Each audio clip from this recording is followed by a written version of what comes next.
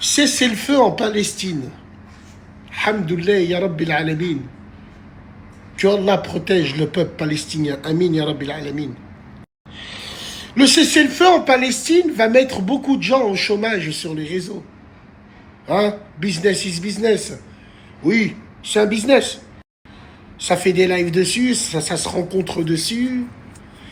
Ça nique même dessus. Ben oui. Au départ, c'était pour ça.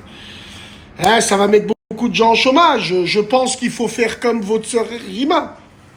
Elle a changé de combat tout de suite. Elle a vu que ça payait plus. Allez, on va aller au Congo maintenant. Non, moi j'aimerais parler d'autre chose, plus sérieusement.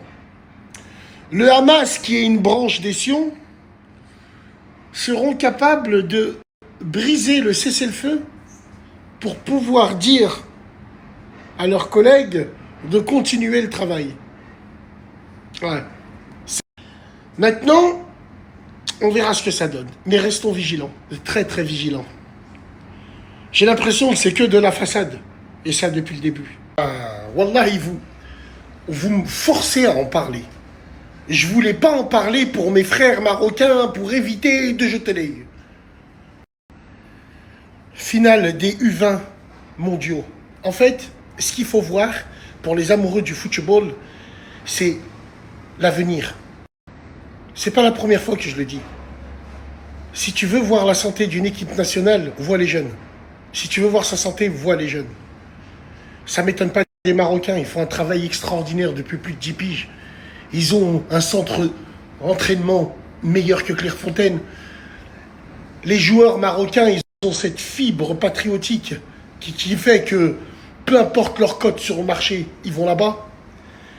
Et non, Inch'Allah khir pour nos frères marocains. Inch'Allah khir parce que ça ne nous étonne pas. C'est toujours été un pays de football, première nation africaine à disputer une Coupe du Monde, 1970. Et c'est pas mal du tout. 1986, sacrée équipe. Badou Zaki, Méry Crimo, ainsi de suite. Il s'appelait comment le numéro 10 marocain en 86, très très fort. Al-Haddadi ou... Je me rappelle plus, vous allez me dire. Un Marocain, numéro 10 en 1986, très fort. Il y a eu celle de 98 aussi, avec Chipo, avec Hadji, avec celle de 2004. On a gagné difficilement contre eux. Demi-finale de Coupe du Monde 2022. Inch'Allah khir pour nos frères marocains.